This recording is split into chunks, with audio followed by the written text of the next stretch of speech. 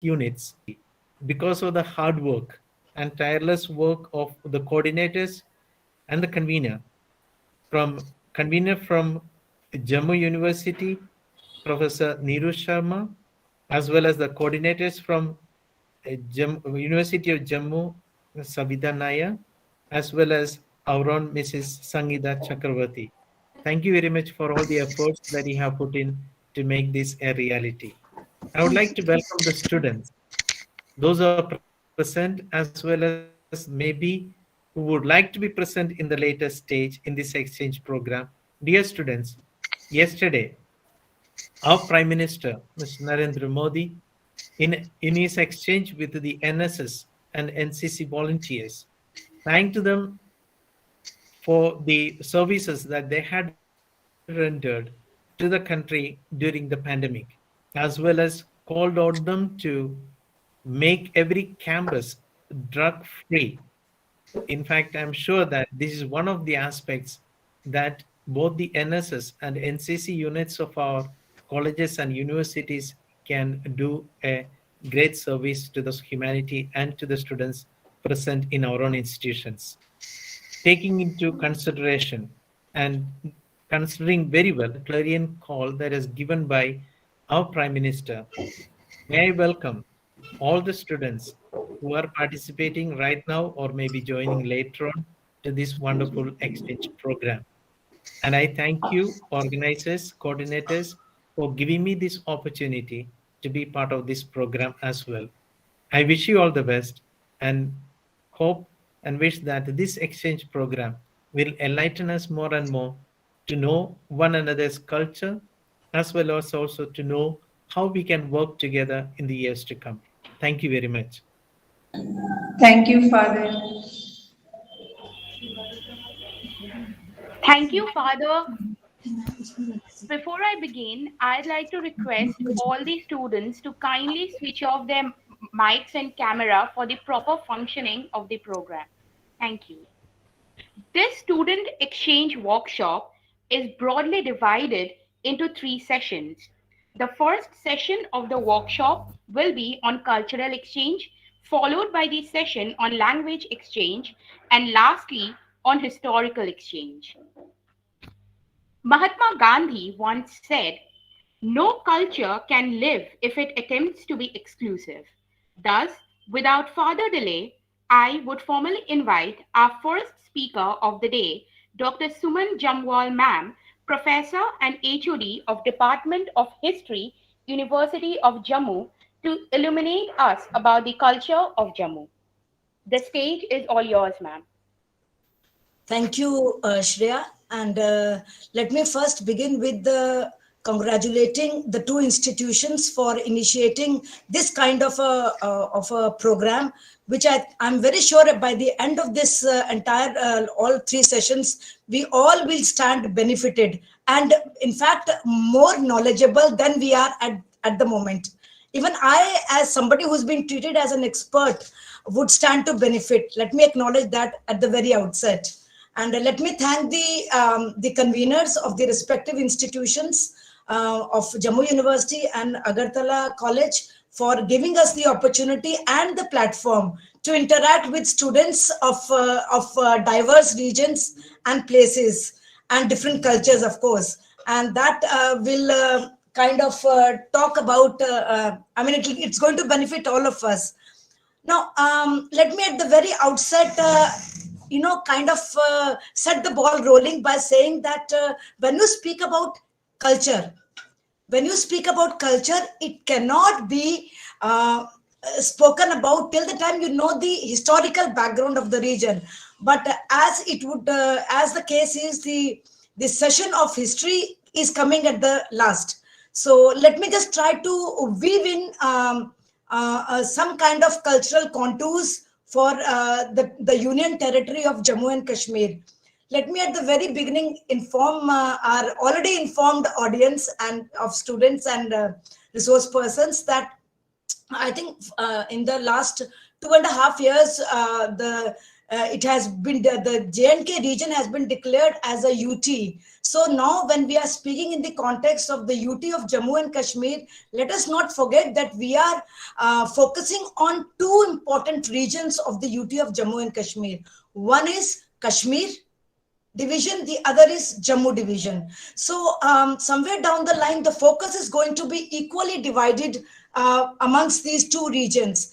And let me, as a student of history, warn you that the historical trajectory of these two regions has been a little different from each other. But as has been clearly said by many of the historians, including Jawaharlal Nehru, who said that India is a land of unity in diversity. So I will stick to this land. And of course, in diverse cultures also, we can find points of unity. So when you talk in the context of historical trajectory of Jammu and Kashmir, let us not forget that in the context of Jammu, the historical processes has been a little different than vis-a-vis what we say as Kashmir. But that I will come to the last session.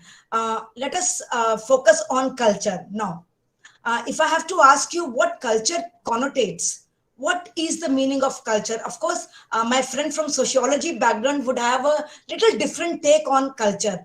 I, as a student of history, definitely have a different concept of culture. For me, culture is basically the unique traits of a particular region, and that may keep changing over a period of time. The culture of Jammu and Kashmir regions, of the present UT of Jammu and Kashmir, has undergone lots of processes, and in that historical process, that the present, what you understand as when somebody says this is Kashmiri culture, this is Jammu culture, or more so when we say this is Dogra culture and the concept of Kashmiriyat. So how do these terms have come into existence in the context of the two regions? When we say it's a Kashmiri culture, and then we say it's a Dogra or a Jammu culture, that means there is definitely a historical trajectory pinpointing to certain uniqueness of the two regions, yet the two regions bind themselves through certain commonalities in history, which I said I will come to when I deal with the historical aspect. Now, one word I would like to emphasize at the very beginning is the concept of composite culture. Jammu and Kashmir, the UT of Jammu and Kashmir is representative of what we say today as composite culture. There is no, of course, under the surface, one can find many different strands, but at the forefront of the landscape, cultural landscape of the regions, definitely there is a certain commonality in the two regions. Let me emphasize on that. Now, when we say a culture, I think to the best of my understanding as a student of history, it is both tangible and intangible heritage. Now, the moment we speak of tangible heritage, that can be decoded very easily. How do you decode that? Because it can, as I said, it can be decoded very easily in the sense that when you see Kashmir, it is known for its architectural maneuvers. It is known for its architectural heritage. Similarly, Jammu is also known for its architectural heritage. So that for me is tangible heritage. Let me just focus on architectural heritage. Then I will come to what we say as, again, the other component of tangible heritage, which is the literary tradition. Now, these two, to my understanding, form what we say as the tangible heritage, which means what we can see and read. And the intangible heritage is it's a part of the cultural process.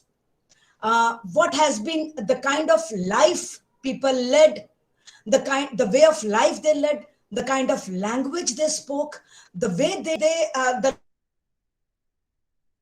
is, and the way it's basically bracketed into a common, very easy term like the way of life. That is intangible heritage. Now, let me come to first, it would take some time because there are two regions I'm dealing parallel. One is Kashmir and the other is Jammu. Starting with Kashmir, because I think most of you are familiar with Kashmir, and it's a sorry state of affairs that Jammu takes a backseat in the context of the narrative built on Jammu and Kashmir. And that is what I'm here primarily to break that myth that Jammu existed right from the antiquity, as a separate unit of understanding. And that needs to be treated separately and with respect, as is given to the region of Kashmir. Now, when you talk about Kashmir, how did the concept of composite culture develop in the region of Kashmir? Now, for that, we have to go into history, but let me just come to, because the time is very limited, let me just bring out the landmarks of what we say as the culture of and cultural tradition of Kashmir region. Now, when I speak about literary tradition, then the focus is on what were the important works right from the antiquity which were composed in the region of Kashmir, which stand as a mark of identification in the context of the region of Kashmir. Let me highlight, I think most of you must be familiar, those who have a little understanding of Kashmir would know that Raj Tarangani must be little familiar. For those who are not familiar with the term, I must tell you that it's a very important work composed in Kashmir in the 12th century AD India. And this is one work which has been highlighted as a work of what we say as history. And this gives us the history of Kashmir right from the beginning, from wherever you want to trace it. In fact, Raj Tarangani traces the history from the Mahabharata era and comes down to the 12th century AD. And the tradition continues under the successive court poets. The first one who wrote Raj Tarangani was Kalhan. But let me tell you, the tradition of literary attributes in Kashmir was much before, some 600 years before Kalhan's Raj Tarangani, and that is the Nilmat Puran. Why am I mentioning the Nilmat Puran? You must, all of you, the term Puran must be familiar to most of us. But in the case of Kashmir, it is the Nilmat Puran which is highlighted, which was composed somewhere in the 6th century AD. And this work defines the region of Kashmir. And what you say today as, and that has been emphasized by our Honorable Prime Minister, and the entire concept of Bharatvarsh is being seen in the new light.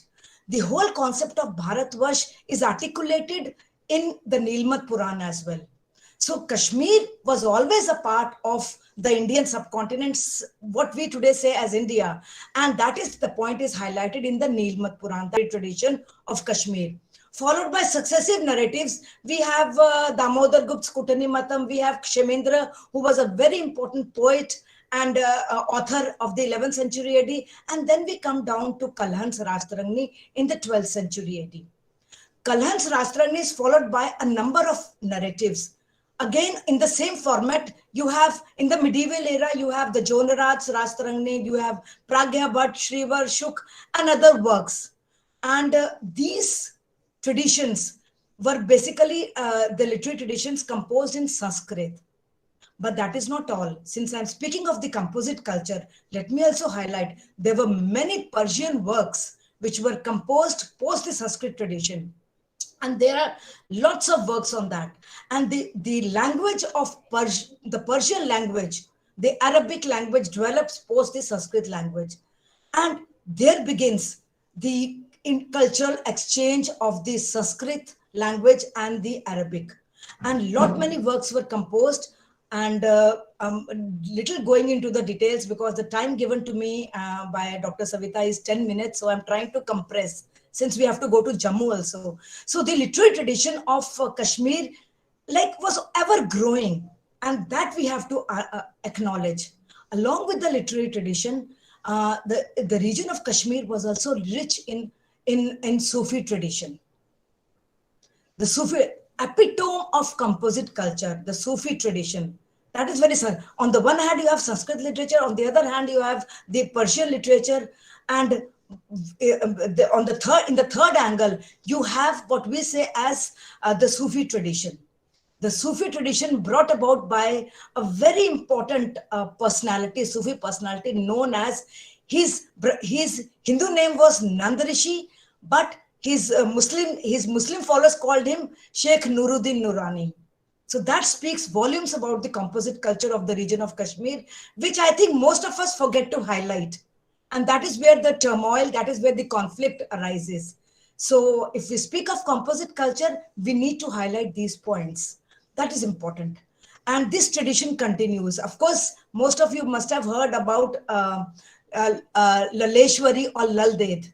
She was a very important mystic female saint, followed by a very important romantic poetess, queen of the 14th century, Habba Khatun.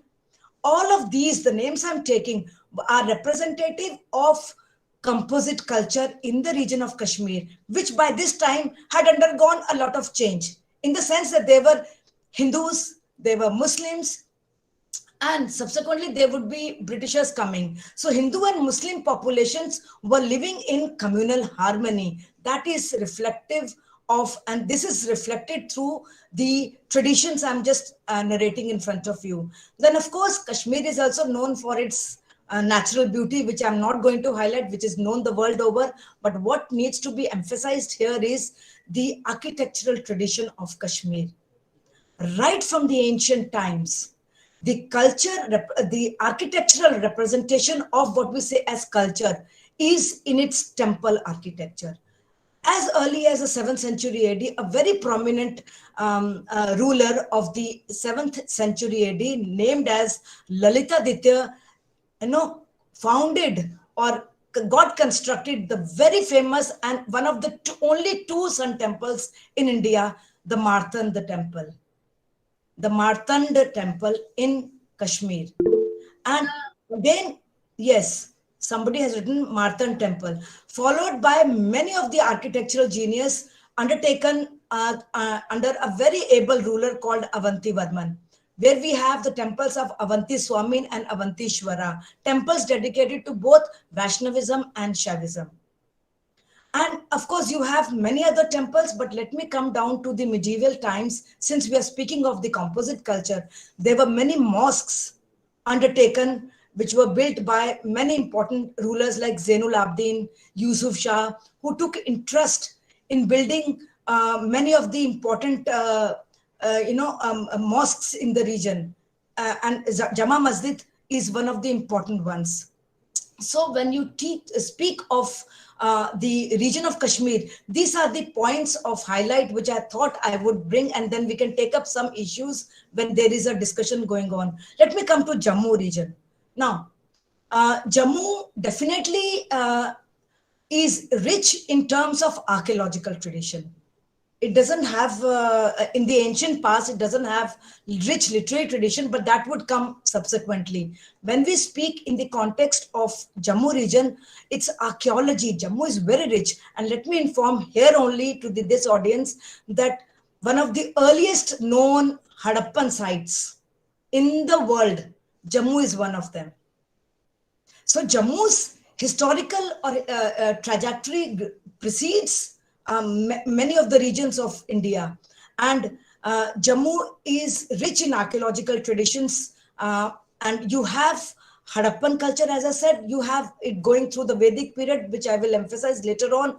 But since we're talking of the architectural tradition here, archaeological and architectural tradition, let me emphasize that in the Jammu region also, we have had temples which belong to the 8th to the 12th centuries AD. And they're, of course, they are not being marketed that well, but now the UT government is taking it seriously. And the temples of Krimchi, which is closer home to the Udhampur, place called Udhampur, which most of you must have heard of when you go to Mata Vaishno Devi. And the other is Babur, which is in Babur Manwal region. The region of these two temple architectures are very, very prominent, I would say, signposts of the region of Jammu, which is being brought to the limelight in the current political dispensation. And not to forget that there are many other, of course, most of you would know Mata Vaishno Devi Shrine, or you would know Ranbireshwar, but I thought I would highlight those unseen, unheard architectural heritage especially the temples of Babur and Krimchi, which precedes Mata Vaishno Devi or even precedes the other Ranbireshwar temple, which is a construction of the 19th century. So Jammu region is also, of course, you have other temples which I will highlight when you interact with me. Jammu is also rich in the context of its literary tradition. Of course, that comes into existence very late. In the 19th century, we have two important texts which were composed during the reign of Maharaja Gulab Singh, the Raj Darshani and Gulab Nama. In fact, it is in the Rajdarshani that many of the bygone rulers of Jammu region are being highlighted. So Jammu is not to be found lagging behind in terms of its literary tradition. It is equally rich in terms of its architectural heritage. And there are temples such as, I would say, Kameshwar temple, Pir Kho temple. You have a number of temples in the Jammu region, but that is not to say that Jammu is only dominated by the so-called temples. It is also rich in its Sufi tradition. There are many mazars and masjids in Jammu region. You have gurdwaras in Jammu region. You have churches in Jammu region, which have come over a period of time. And not necessarily, of course, you have the temples at the very beginning, then you have the Sufi shrines or the mazars subsequently, and you have the gurdwaras and the churches which have come up in the, say, in the, I would say 16th, 17th, 18th centuries. You have Christian missionaries coming and they are bringing in lots of innovations. So Jammu is equally rich in terms of its literary and archaeological traditions. Savita, do I have some time so that I can highlight some of the things, or should I stop and take the questions for interactive session? Yes, Sangeeta ji. Should we go for interaction now? I think next let us welcome Sarmishta Madam, then followed by we will give the platform to the students. About the culture, they will. Okay, so no ma'am should close the session. That will be good. We will fix the time because there are 3 slots, so we should be focused on Okay, the ma'am. time. Please, if you want, you can conclude now. You're speaking to me now? Yes, yes, madam. Okay. So you can conclude. Of course, my whole hypothesis around the concept of composite culture, and when I'll be speaking on the history in the history section, I'll be highlighting how the historical processes have developed in Jammu and Kashmir, and there is a symbiosis, there is a cultural exchange amongst the two regions.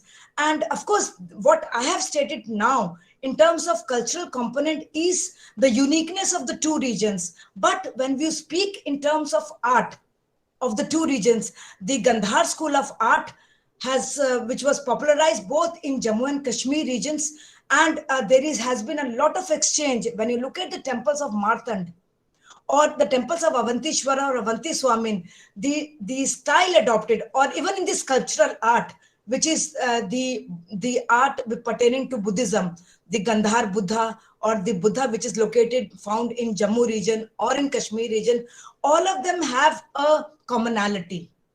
They are inspired by the Gandhar school of art.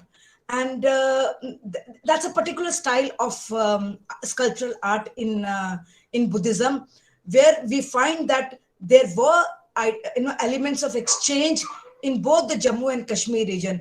So both the two regions, the point I'm emphasizing is that both the two regions did alone component as standalone cultural components. Both of them had cultural exchanges, and that would be highlighted more when Gulab Singh comes to picture in the 19th century, where he will bring both the regions together under one political domain.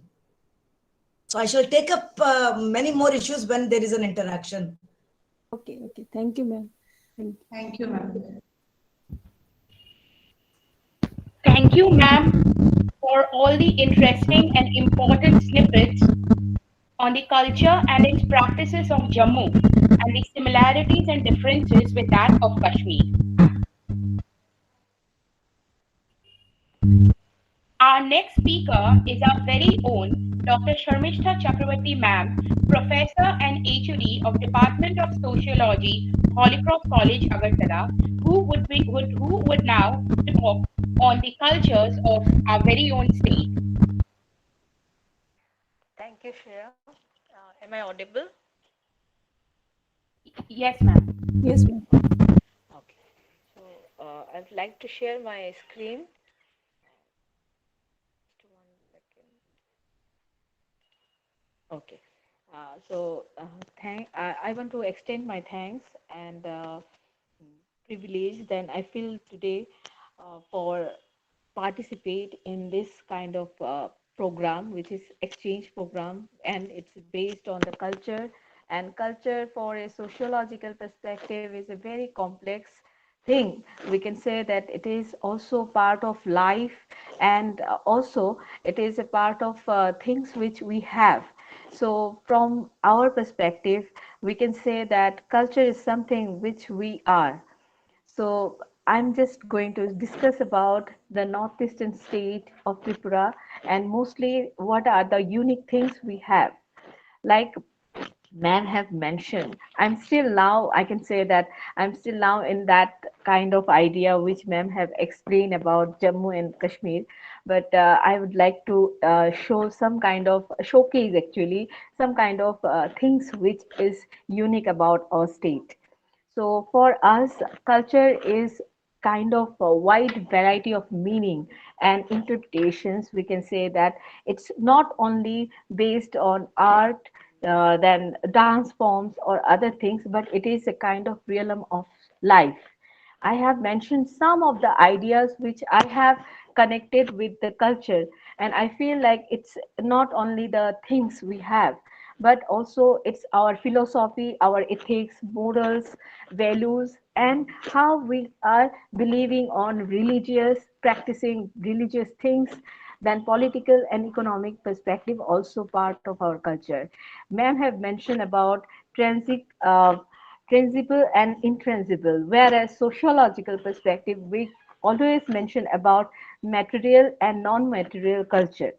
So, according to G.S. Ghure, who is a prominent sociologist, he believed that culture that we are and civilization that we have. So today we are going to learn about our culture, and also we will exchange each other's cultures and values through the social realms and styles which we have. So I am not going to delay with further detailing about the culture, but I would like to show some things about the Tripura.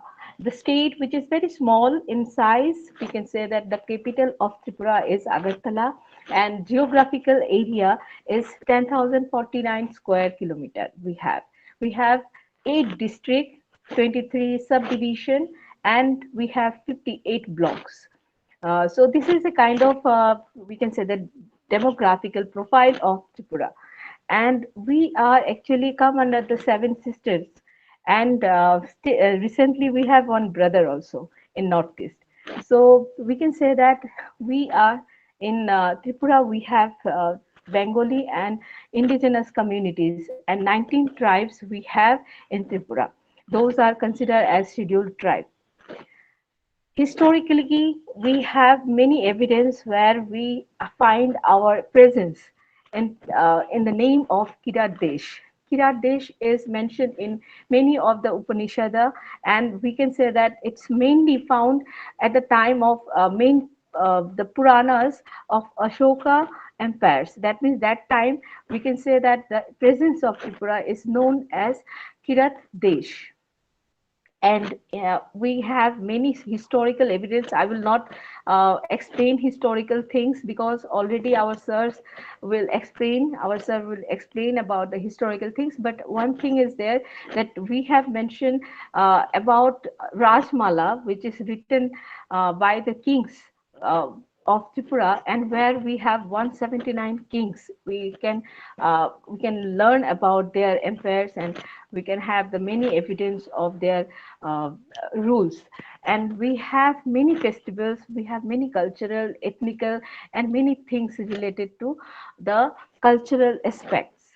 We can say that historically and culturally, Tripura is considered one of the very prosperous state which have famous folklores, for mythological songs, stories. We have folk games and many other things related to those. I would like to explain and show some kind of evidence and pictures which will help our students to see our culture. So first of all, Tripura is holding 19 different community of indigenous people. Those have different unique culture, unique lifestyle, and food culture also. So these tribes are actually divided into 19 categories, and I would like to I would like to express their name. That is Bhil, Bhutia, then Chakma, Chaimal, Garo, Jamatia, Halam, Khasi, Kuki, Lepcha, Lusai, Mog, Munda, Noatia. Then we have Tripuri tribes, Orang, Riang, Santhal, Uchoi, and many others. So we have 19 tribes. Those are prominent tribes and sub-tribes also there. Uh, all the tribes have unique characteristics, unique lifestyles, and their culture is very rich within themselves.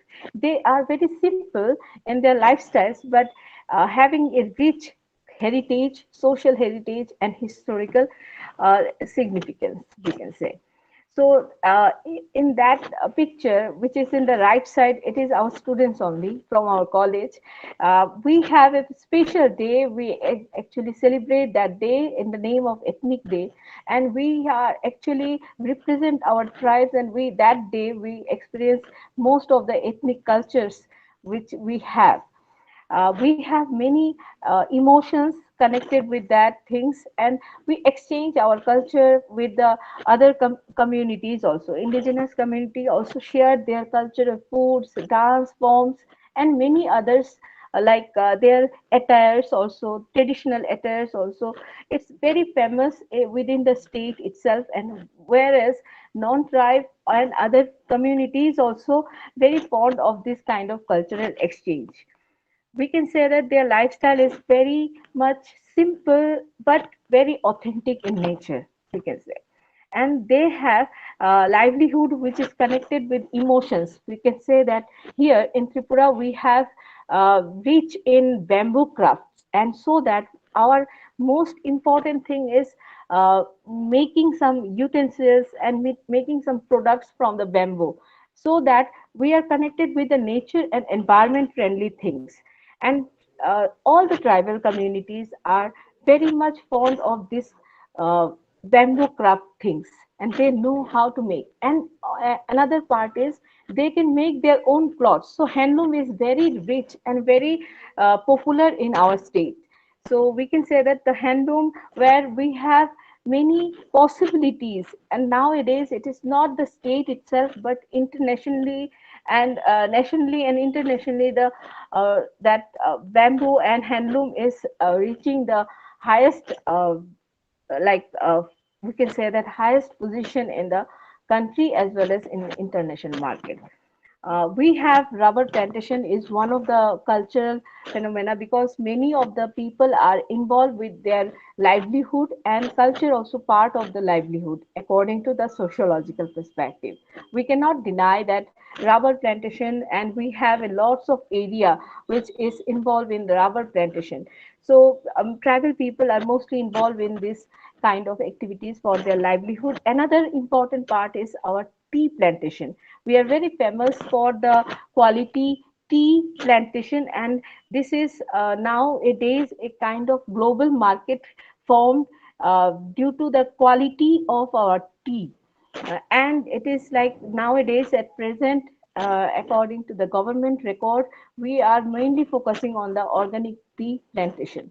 So this is very much popular like Assam also. But the main important thing is in Assam we can see that the British government have like administrator have uh, implement the tea plantation things. But in case of Tripura, we have royal administration who have started the plantation process in Tripura, and still now we have many things related to the plantation, and they are forming these new ideas of organic plantation. The We can see the richness of tribal culture in urban areas as well as in the rural areas too.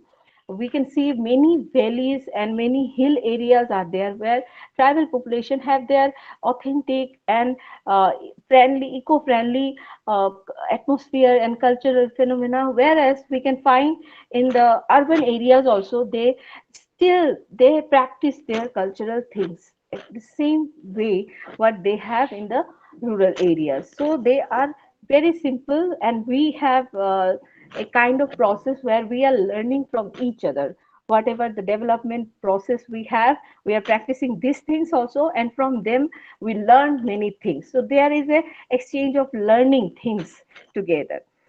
And mostly we found that Bengalis are there and tribals are there in our state, particularly where we are exchanging our food habits, where Bengali food culture is seems like different according to West Bengal perspective. But in case of Tripura, we have mixed culture, mixed food culture, where we like to have the authentic indigenous foods also, and also they also like some kind of Bengali food culture. So this kind of mixing ethnical culture we can find in Tripura, where we have different authentic foods. I will showcase some of the food where I have shown two types of variety of foods, where one side is indigenous food, and there is a stall which is having a kind of stall which mostly for the tribal people. Those people have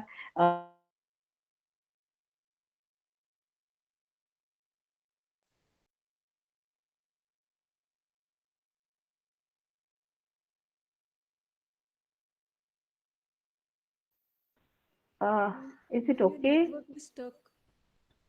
now? Is it Mm, okay? Yes, now Sharmishna it's ma'am? okay. Yes, ma'am, Yes. it's okay now. Okay. Maybe some internet issues. Uh,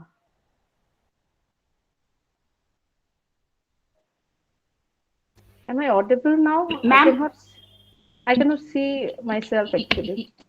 ma'am, Your yes, ma'am. video, I think your video Yes, is ma'am, you're audible. video is Okay. off, Oh. I think. Now, now also off. No, Okay. it's okay. Yes, ma'am, it's okay. Okay. No, ma'am, it's okay, and we can see the screen clearly. The screen Okay. is clear, Okay. ma'am. Okay. Thank you, Sneha. So the thing is, we have different kind of food cultures. Whereas I will like to share some of the authentic foods, which I personally like from their that uh, side. And we can say that bamboo shoot is one of the famous food in Tripura, where we are not using bamboo for craft only, but it is also a part of food culture. So we have bamboo shoot items, then snails. We like those things. Pork also very famous. We have authentic foods with the bamboos also. Bamboo biryani is one of the famous food in Tripura, we can say. Then we have bhangui, which is a particular kind of rice is used, which is highly nutritious. And we also have a unique thing which is called as dry fish. But I would like to say that I personally observe from in Tripura, we have a particular knowledge that is, we can say that indigenous knowledge about preservation of the food. Because it is an hilly area, and we have mostly the hilly and plain mixed type of area. So in that case, sometimes it may happen that the food scarcity or some kind of crisis can be there. So that all the tribes, all the community people have that kind of knowledge to preserve the food, how to preserve. That is a process, and its process is known by almost all the community people of Tripura. So we have this kind of things, and we have famous dry fish also, very popular in Tripura, and sometimes it's also going to outside from the Tripura itself, because it's different, its taste also, its smell also different. So we have this kind of things related to food. Now come to the architecture, or we can say that whatever the places we have, it is called princely state also in Northeast India, where we can have the evidence that we have the princely architectures, the mahals we have. If you look at the pictures, we have Raj Mahal, that is also known as Ujjain Palace, and it is not far from the capital. If anyone reach to Tripura, or the capital of Agartala, it is very near and prominent. We can say that in the evening we are going to that place where we have this mahal, and that place we have our state museum. We can see many things related to our culture, related to our scripts and architects regarding the all over that state, which is showcased in our state museum. And this is none other than our palace. So it is also a kind of historical evidence. And then we have many more, like Nir Mahal we have. I'm showing this same Mahal. At present, it is more colorful, and it was there in the past also, where we have the Mahal. So Mahal is very popular because it's also in the middle of the lake. So we can have the boating also, and we can have the view from the Mahal. So this is very beautiful place. Students can come and enjoy the architecture, and they can enjoy the Mahal itself. So after Excuse that, me, we ma'am. yes. Ma'am, I'm really sorry to inform you, but we're running a little short on time. Okay, So, okay. I will conclude. I will conclude yeah. soon on these things, and I will fast Sorry, fast ma'am, showing and thank you, all this. ma'am. It's okay. Okay, I'm concluding all these things, but we can say that this place is known as Unokoti, and we have many places like Chobimura, and then we have. I want to show some games which we have in the folk play. We can say that in during the festivals and during the any kind of cultural events, we have local games, and games is mostly popular. We can say that we have crush on mostly the games related to football, then boxing and many other things, but we have local games which is unique in nature. These are the some samples we have. Then we have many prominent famous players from Tripura. All of are very known nationally and internationally. These are the things we want to share. And already I have mentioned about the bamboo craft, but one thing I would like to say that nowadays we are very much like reach on this bamboo culture, and recently the bamboo wood flooring is coming out with a new dimension in Tripura. We are actually having a flooring pattern through the bamboo, which is environment friendly, and it is also internationally very famous nowadays. So we are having a rich culture of dance, and very much things is connected with that. So I would like to say that it is also a kind of area where Rabindranath Tagore came. Uh, Seven, more than seven. I think Shreya will know that thing, that more than 7 times he came here and stay here in Tripura. Seven And times. yes, and he was mentioned many evidence, many events related to the the festival and culture about Tripura. So I would like to request all the teachers and also the students to please visit our place. Our place is beautiful, not that broad area we have, but we have very unique and authentic place in ourselves. Thank you so much, and I'm like thanks the Shangita ma'am to give us opportunity, give me that opportunity to showcase our culture. Thank you so much.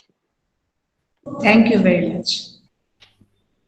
Thank you, Sharmishta ma'am, for your interesting facts and insightful observation. I would like to add that we saw the picture of Nishtha Chakravarti, national chess boxing player, and we can proudly say that she is an alumni of Holy Cross College, Agartala. Yes. Indeed, as director and screenwriter Robert Allen Arthur said, cultural differences should not separate us from each other, but rather, cultural diversity brings a collective strength that can benefit all of humanity.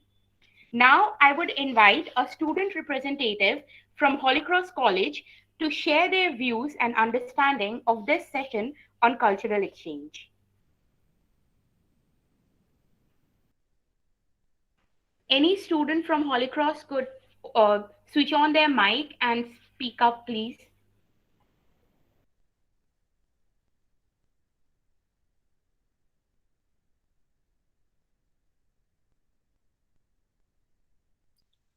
Hello, is it audible?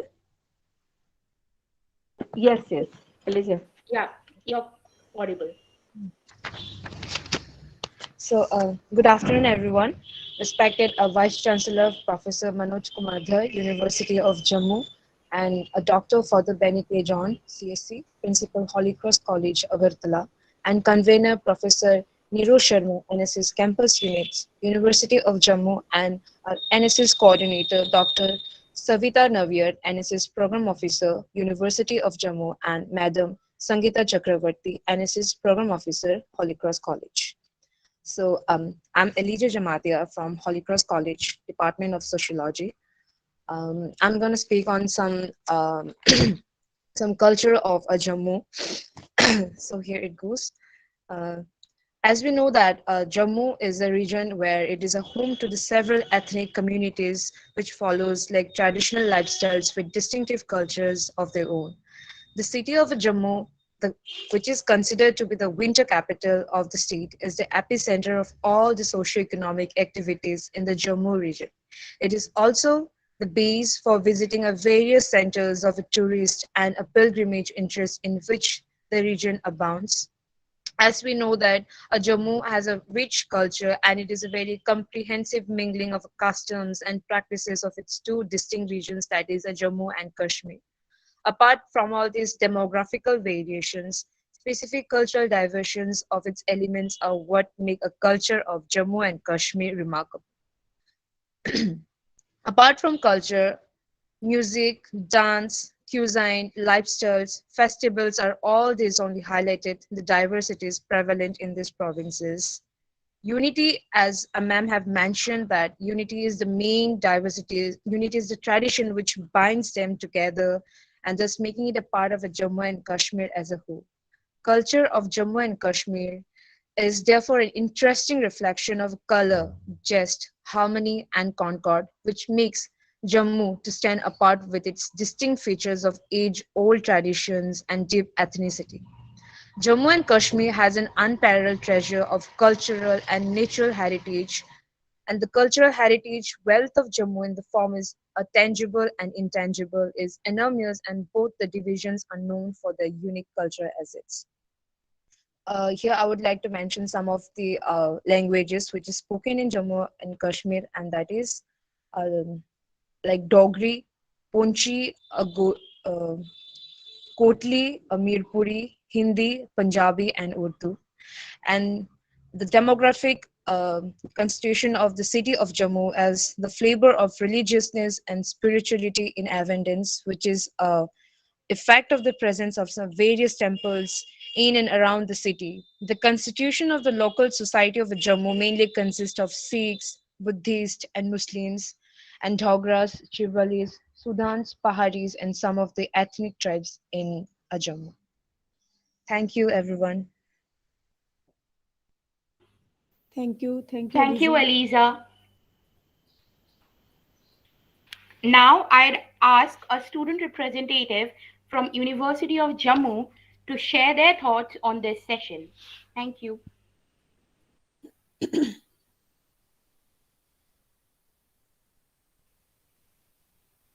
Any student from Jammu? Please, what you have learnt about the culture of Agartala, Tripura? Please speak up. Good afternoon, everyone. I am Anadi from UIT JU. Uh, First of all, I like to greet all the dignitaries who are present here today. It has been a really privileged honor for us to attend such an insightful session. Jammu and Northeast as a whole, and Tripura in particular, we have seen that the culture of these places has not, reached the kind of limelight it should have. Uh, Both these places have had a very unique culture. For example, as we have learned about Tripura, the architecture, the architecture including the temples of Unakoti, the cave formations of Unakoti, these have not, reached the limelight they should have, they deserve. And I feel like such insightful sessions broaden our horizons to unexplored places in our country. Our Prime Minister has very much encouraged everyone to, learn about the culture of our country, especially Northeast. So it was really great to know more about this place. And I would definitely, want to visit Tripura someday and see for myself such wonderful sights and the wonderful culture they have there. So that is all I had to say. Thank you so much. Thank you, Aniket. With this, we come to the end of our first session. French novelist Alphonso Daudet, in his short story, The Last Lesson, notes when people are enslaved, as long as they hold fast to their language, it is as if they have the key to their prison. That is the power of language. On this thought, I would like to begin the second session by inviting our next speaker, Professor Veena Gupta ma'am, former HOD of Department of Dogri, University of Jammu, to deliver her speech on the languages of Jammu. Ma'am, please unmute yourself. Thank you. Okay. May Thank you, ma'am. I will start about the language of Dogri. Is this region and its peculiarities and its geographical boundaries. Okay. Yes, ma'am. Dogri is spoken in the mountainous and sub-mountainous regions and the adjoining plains of northwestern India, lying between Pir Panchal and Dholadhar ranges in the north and the plains of Punjab in the south.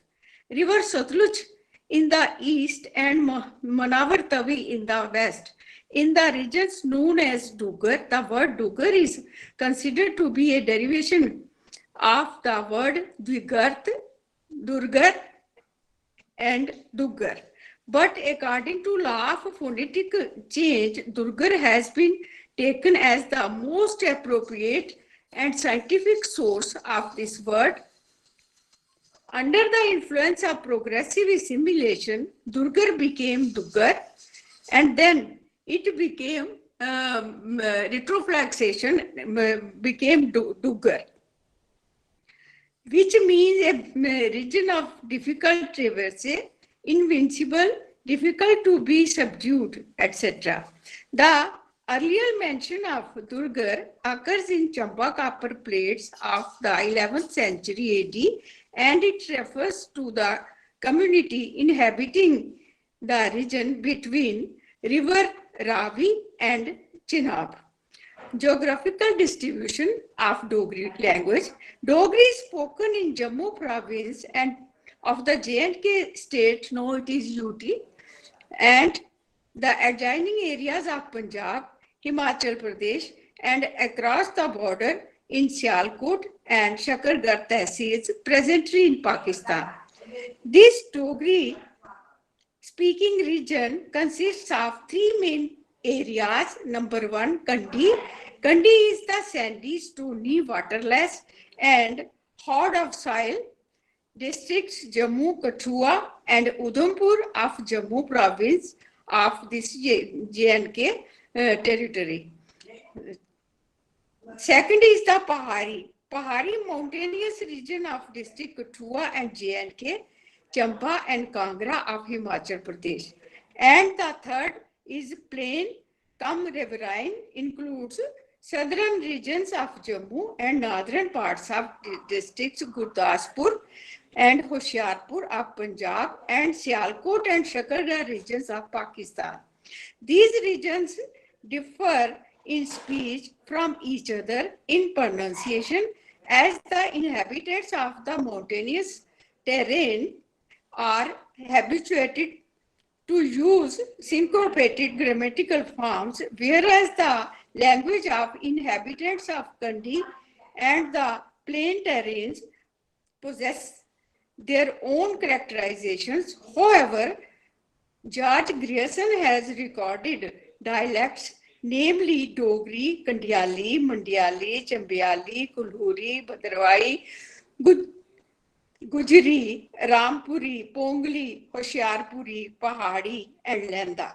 Spoken in the region of Dogri, 60 lakh people inhabiting in these three areas speak Dogri, but according to the census of India 2000, the number of Dogri speakers is 2282.589. A brief history of the language. Dogri, the second most prominent language of J&K territory, has an important place on the linguistic map of northern India. It belongs to the Indo-Aryan group of Indo-European language.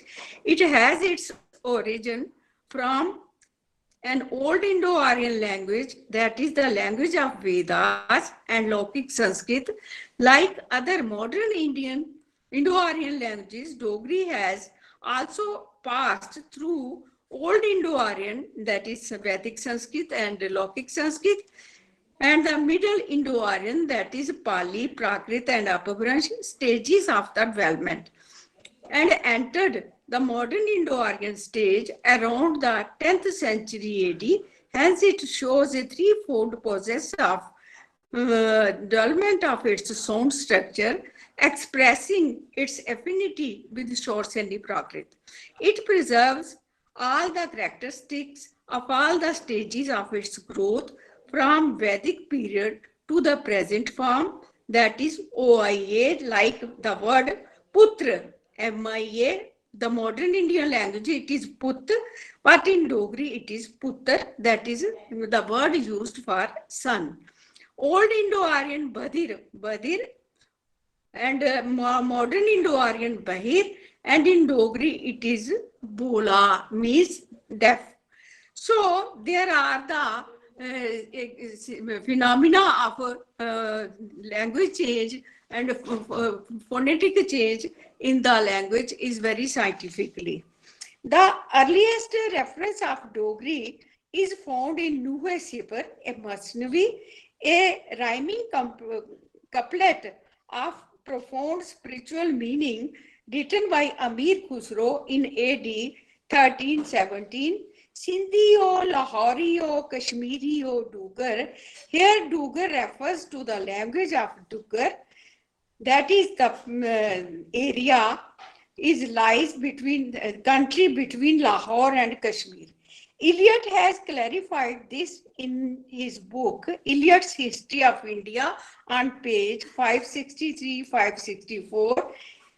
In 1816, R.V. Carey has also included Dogri in his list of Indian languages for getting missionary material translating. Later in 1867, John Beams, the founder of modern Indo-Aryan linguistics and the author of Outline of Indian Philology, acknowledged Dogri as a list of 11 languages of Aryan branch family. In 1916, George Grierson, in Linguistic Survey of India, Volume 9, Part 1st, made a mention of Dogri as one of the dialects on the basis of inaccurate data after